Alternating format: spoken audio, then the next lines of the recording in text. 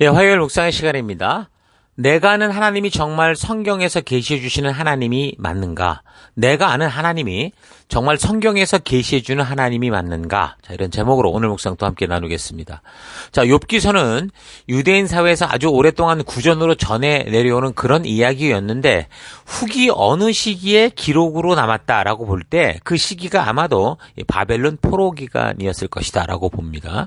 모세 시대, 예레미야 시대, 므낫세, 솔로몬, 포로 후기 등 여러 시대에 적혀질 것이다라고 주장을 하고 있는데 어느 시대가 정확히 기록 시기다, 저작 시기다라고 파악되지는 않습니다. 자, 그런데 이런 구약 성경의 윤곽이 형성된 때가 지금 바벨론 포로 시기라는 거 우리가 알고 있는데 그때라고 볼 때 이런 글을 그럼 모은 이유는 아마도 무너져가는 이 무너진 나라를 보면서 그래도 하나님의 뜻대로 서고자 했던 소수들이 있었잖아요.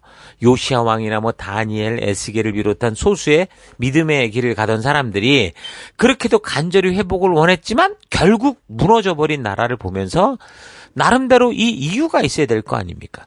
그래서 그 원인을 찾던 중에 이 전에 내려오던 욥의 이야기는 의인의 고난이다라는 이 문제를 다루면서 악인의 고난과 불행은 대부분 문제가 되지 않지만 창조주이신 하나님을 사랑하고 그분을 신뢰하며 섬기는 사람들의 고난에 대해 명확한 이 답을 주고 있지 않아도 모든 것은 하나님의 주권이라는 이 메시지를 통해서 자신들이 받는 고난의 이유들이 설명되고 이해될 수 있기에 아마 오래전부터 전해 내려오던 구전이나 또 기록되거나 이런 것들을 수집하지 않았을까. 그렇게 이제 개인적으로 생각해 봅니다. 그러니까 하나님의 주권이라는 것이 결국 사람인 우리 입장에서 하나님이 어떤 분이신지를 알게 하는 중요한 키가 되는데, 그러니까 우리가 생각하는 내가 바라는 하나님과 충돌하는 부분이 바로 하나님의 주권과 성경에서 나타나고 있는 이런 이야기들인 거죠. 그러니까 우리의 이해로는 이해가 되지 않는 일들이 벌어지고 있다는 겁니다. 그래서 우리는 이런 충돌을 통해 그럼 하나님이 도대체 어떤 분이시지? 어떻게 일하시는지? 어떻게 일하시지? 이런 걸 비로소 이제 바르게 생각하게 되는 거죠. 그러니까 욥은 고난받는 경건한 이스라엘 사람들의 어떤 한 모델로서 국가적으로 절망에 빠져있던 그 포로 시대의 남은 자들에게 하나님이 어떤 분이신지를 바르게 알게 해서 하나님을 원망하는 게 아니라 오히려 주님께서 우리에게 부탁하신 그 하나님의 나라를 이룰 수 있도록 그 부르심 앞에 순종할 수 있도록 나아가게 하고 격려하고자 한 그런 목적인 것을 우리가 알 수 있죠. 그래서 하나님의 신실함을 믿고 경건한 신앙적 자세를 끝까지 견지하고 하나님의 약속을 믿으면 반드시 하나님의 복과 구원이 있다라는 것을 전해 주므로 포로된 백성들, 나라를 잃고 주권 잃을 백성들에게 뭐라는 거예요? 소망을 주고자 했던 그런 취지로 보입니다. 어쨌든 욥은 어제 나누었던 것처럼 아브라함과 같은 족장 시대에 실존했던 그런 인물로 보는데 그 이제 본문을 보면 욥이 살았던 곳이 우스 땅이라고 하거든요. 근데 이게 정확히 어딘지 파악되지는 않습니다. 그러니까 이렇게 이 성경이 언제 어디서 누가 무엇을 어떻게 왜 적었는지에 대한 분명한 정보가 없을 때는 결국 우리는 본문의 내용을 통해 살펴야 되는데 이 우스 땅은 에돔과 아라비아 접경 지역이면서 바벨론 땅에서도 멀지 않은 지역이다라는 정도로 파악이 됩니다. 본문을 보면. 욥기 1장에서 갈대아 사람들이 재산을 빼앗는 그런 이야기가 나오는데 이 갈대아가 바로 바벨론 지역이었거든요. 그리고 예레미야 에가서 4장을 참고할 때 에돔이라는 이 땅을 언급하면서 그 이름을 다시 우스 땅이다 이렇게도 말합니다. 우스 땅에 사는 딸 에돔아.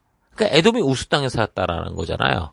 자, 그렇게도 얘기를 해요. 그리고 욥기에는 대만 사람 이 엘리바스가 나오는데 창세기 36장에 나오는 이 에서의 자손 족보를 참고해 볼 때 대만이라는 이 대만 사람들이 언급이 됩니다.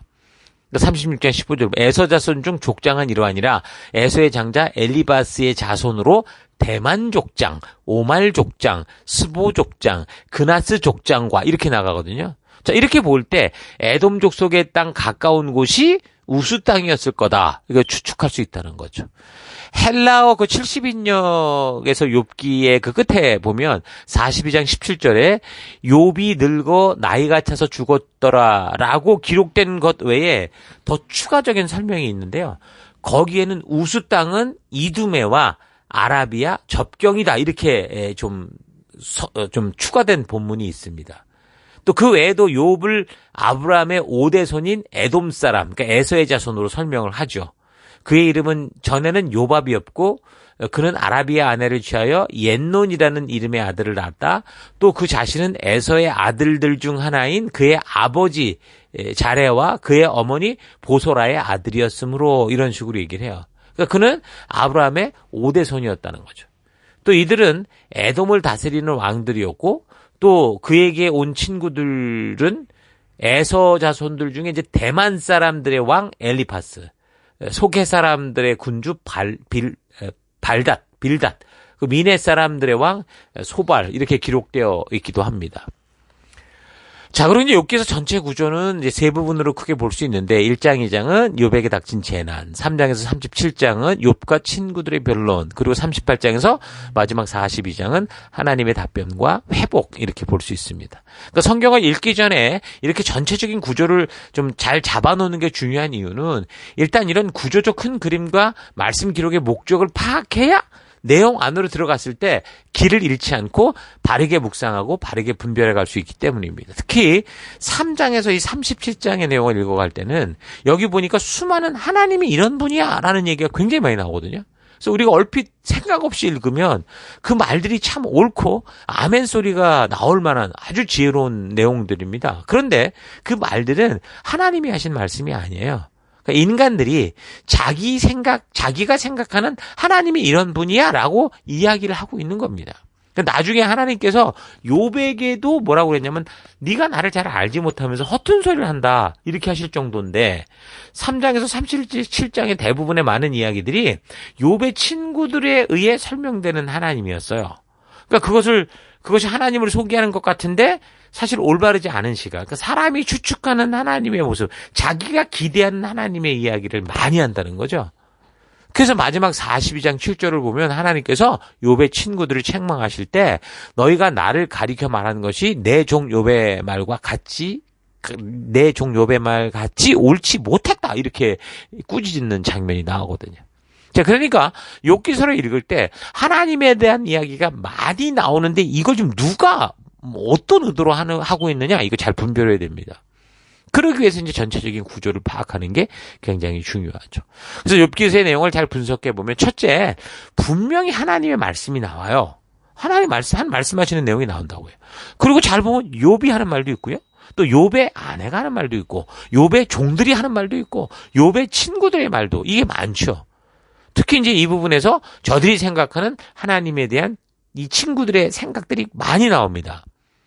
그리고 또 이제 욥기서 잘 보면 사탄이 하는 떠들어대는 얘기도 있어요. 뿐만 아니라 욥기서를 적었던 어떤 작가의 어떤 해설자로서의 그런 말도 나와요. 그러니까 욥기서 안에, 그러니까 성경 안에 이런 식의, 그러니까 우리가 보통 성경을 하나님의 말씀이라고 보는데 그 하나님의 말씀이라고 해가지고 지금 이런 이야기의 어떤 흐름과 뭐 아무것도 모르고 다 하나님의 말씀이다 이럴 수는 없다는 거예요. 그러니까 이런 걸 가지고 잘 분별하지 못하고 성경책에 그냥 있다고 하나님의 말씀인 줄 알고 막 인용하거나 강단에서 막 그걸 진리인 것처럼 선포하거나 이래서는 안 된다는 거죠. 그 한 예를 들면 욥기서 8장 7절에 너의 시작은 미약하였으나 너의 나중은 심히 창달이라 이런 말이 있습니다. 그러니까 이 말은 분명히 지금 욥기서 성경에 나오는 말이란 말이에요. 근데 이거는 하나님이 하신 말씀이 아니라고요. 욥의 친구였던 수아 사람 빌닷이라는 사람이 욥을 정죄해서 욥을 꺾어 누르려고 했단 말이에요. 근데 이런 구절이 하나님의 말씀인 줄 알고 특히 이제 새로운 사업을 시작할 때 뭐 개업 예배 본문으로 항상 쓰고 축복하는 그런 기도 속에 꼭 집어넣는 게 이 구절이죠. 자, 그래서 성경을 읽기 전에 항상 우리가 전체 숲을 보고 이 말씀과 구절이 어떤 근거에 의해 어떻게 쓰여진 것인가를 좀 잘 알아야 돼요. 그리고 나서 뭐 필요하면 아멘을 하고든 뭐라든 하는 건데 그렇지 않고 그저 우리가 이런 분별력 없이 보는 이런 어떤 실수들을 좀 범하지 말아야겠습니다. 자, 그래서 욥기서를 통해 깨닫게 되는 건 어쨌든 이 세상에서는 의인이라고 해도 고난을 받을 수 있다라는 거죠. 그러니까 인간이 벌을 받을 만한 무슨 죄가 있어서가 아니라도 우연한 일, 말하자면 자유지를 가진 존재가 엉뚱한 짓을 벌이다가 사고가 날 수 있죠. 뭐 교통사고라든가 여러 가지. 또는 사탄의 참소. 지금 본문을 보니까 사탄이 또 이상한 짓거리를 벌여서 그렇게 고통을 당할 수 있다는 겁니다. 그러니까 사람들은 그 보편적으로 그냥 인과율, 그러니까 인과응보의 법칙을 따라서 이렇게 모든 걸 판단하게 되는데 그렇지 않은 경우도 많다는 거죠. 자, 그렇기 때문에 눈에 보이는 현상을 보고 함부로 입을 벌려서 사람과 상황을 정죄해서는 안 되고요. 오직 하나님이 누구신지를 바르게 알고 그래서 묵묵히 믿음으로 말씀대로 살아가는 순종의 삶을 걸어가는 게 필요합니다. 묵묵히 고난을 참아 이겨나가면서 하나님을 오해하지 않고 오히려 이 모든 상황을 알고 계시고 함께 해주시고 또 함께 하실 하나님께 영광을 돌리는 것이 사탄의 이 거짓된 올무를 이겨가는 그러니까 하나님을 향한 신실한 믿음의 삶이 될 수 있는 거예요. 그래서 욥에 받은 고난과 회복에 대한 이야기는 아마도 포로로 잡혀 있던 이들에게 저들에게 닥친 완전한 절망의 상황 속에서도 어떻게 그 상황 속에 하루하루를 살아가야 되느냐라는 그런 어떤 이 삶의 그 태도를 알려주고 또한 거룩한 사명을 맡은 성도로서 온전한 회복으로의 소망을 버리지 않고 이 하나님 나라를 이루어가는 그런 존재가 될 수 있도록 도전이 됐다고 봅니다. 그래서 고난을 만난 삶은 참으로 많은 감정적 동요가 생길 수밖에 없고 다른 사람들의 말에도 민감해지고 생각을 복잡하게 만들죠. 그래서 극심한 고난, 계속되는 고통 중에는 스스로도 많은 혼란과 의심이 생길 수도 있겠지만 특히 다른 사람들의 말에 너무 휩쓸리고 신경 쓰다 보면 남의 댓글에 막 휩쓸려 버리면 오히려 영적으로 손해를 보게 될 수 있죠. 자살하는 사람도 있지 않습니까? 그러니까 자칫 감정적으로 반응하다가 말로 막 실현하게 되고 그러다 보면 이제 말과 말싸움이 돼서 감정적으로 더 얽히고 그러다 보면 사탄의 올무에 걸려들어서 나중에는 이제 자존감이 낮은 경우는 막 자기 자신을 죽이는 자살하는 쪽으로 가는 경우도 있는 거예요. 그러니까 욥기의 시작도 욥이라는 사람이 재앙을 당해야 될 만큼 어떤 죄를 진 게 아니에요. 마귀가 참소하면서 욥이 이제 어려움을 당하는 것으로 이야기가 시작됩니다. 그래서 친구들이 원래 처음에 찾아온 목적은 위기를 만난 이 욥을 위로하려고 위문 온 거였어요. 근데 나중에 욥이 이제 막 하는 말 중에 하나님께 막 이유 없이 나에게 하나님 왜 이러십니까? 이런 하소연을 하게 되는데 그런 얘기를 들으면서 친구들이 이제 잘못 판단을 했던 거죠. 감정적인 어떤 이 사탄의 올무에 걸려들게 됩니다. 그러면서 아니 그럼 네가 하나님 잘못했다고 그러는 거냐? 이제 이런 식이 돼버렸어요. 그래서 말싸움이 된 거죠. 그러니까 친구들이 볼 때 욥의 형편은 사실 말은 못하고 있지만 이거 하나님의 심판이 아니고서는 이럴 수 없어 라는 걸로 딱 보이고 있는데 근데 욥이 자기가 스스로 막 자기의 결백을 주장하니까 이제 그런 모습에 이 친구들이 감정적으로 이제 반응을 하기 시작하는 겁니다. 왜 친구들이 욥에게 벌어진 현실을 보면 이렇게 생각을 하게 되었는가? 뭐 그거는 우리가 사는 지금 이 시대는 그래도 뭐 과거의 역사를 통해 교회 생성 과정부터 참된 교회가 끊임없이 고통을 받아온 걸 알고 있지만 과거 그 시대의 신과는 당연히 인과응보의 법칙을 따라서 권선징악적 개념을 가졌다고 봅니다. 그러니까 그거는 사실 하나님이 창조하신 사람들에게 심어져 있는 기본 생각은 맞아요. 그러니까 착하게 살면 복 받고 나쁘게 살면 재앙과 심판을 받겠다라는 이유. 그러니까 더더욱 욥의 이런 재앙은 이 그의 잘못의 결과고 그래서 신이 심판한 것이다라고 보게 된 건데 우리가 교회를 다니면서도 왜 성경도 잘 모르고 교회 역사도 잘 모르니까 그냥 당연한 이런 일반적인 신관에 의해서 신앙이 형성이 돼요. 그럼 이게 미신화될 때가 굉장히 많은데 그러다 보니까 우리도 모르는 사이에 하나님 믿으면 잘 되고 그렇지 않으면 어려움 온다. 이런 사고가 그냥 자연스럽게 스며들게 되는 거죠. 거기에다가 그냥 예수 믿으면 복 받는다. 이런 식으로 막 이 교육을 해버리고 나니까 교회에 나온 후에는 하나님을 바르게 알아가는 성경 교육을 해야 되는데 안 해요. 교회를 끌어들일 때는 그런 소리를 했다가 이게 어떤 의미인지 교육을 안 한다고요. 그러니까 점차 이런 기본적인 인간의 그 이 본능, 그러니까 인과응보적인 생각에 이제 빠지게 되죠. 그러면 일반적인 신관, 그러니까 이 세상에 많은 종교들이 말하는 것과 똑같이 그렇게 갈 수밖에 없거든요. 그런데 이 성경과 역사를 바르게 알면 구원 이후에 하나님의 말씀 앞에 서서 하나님의 진정한 의도를 잘 알게 되면 욥처럼 하나님의 바른 길을 따라가도 수많은 고난을 당할 수 있다는 걸 알게 돼요. 그 신앙을 바르게 보는 사람들, 바르게 선 사람들이 우리가 그리스도의 자녀로 살아가도 어려움이 온다라는 걸 안다고요. 그래서 욥기서는 단지 욥처럼 고난이 올 때 잘 참으면 2배의 축복을 받는다. 이 메시지를 전하려는 게 아니고요. 오히려 우리가 가지고 있는 이런 일반적인 신관, 하나님이 어떤 분인지에 대한 그릇된 생각을 바르게 할 수 있도록 하나님이 어떤 분이신지를 알게 한 게 욥기의 내용이라는 거죠. 그래서 하나님이 누구신지를 바르게 알아야, 그래야 욥기서를 바르게 이해하고 그러면서 전체적인 성경의 흐름을 온전히 이해할 수 있는 거예요. 하나님을 바르게 알아야 성경과 역사가 바르게 보이고 이 세상에 돌아가는 형편을 온전한 눈으로 볼 수 있게 된다는 거죠. 그렇지 않으면 그냥 일반적인 신관과 같이 하나님 잘 믿고 살면 하나님이 도우심으로 모든 삶에 아무런 어려움이 없지 축복 속에 산다. 이렇게 그냥 단순하게 받아들이게 되는 겁니다. 자, 그래서 말씀을 통해 하나님이 어떤 분이신지를 바르게 배우고 알아서 분별하는 훈련이 되지 않으면 누군가 어려운 일, 특히 심각한 어려움을 만나면 자신도 모르게 속으로 정죄를 하게 돼 있어요. 뭔가 저게 하나님께 잘못한 게 있어. 그러니 징계받고 저러는 거지. 이렇게 생각하는 거죠. 물론 하나님이 행하시는 징계와 심판이 있어요. 그러나 말씀을 통해 바르게 하나님을 만나지 못하면 세상 사람들이 당연하게 생각하는 그런 인과율에 의해서만 모든 상황을 보이는 대로 판단하고 정죄하게 된다는 거예요.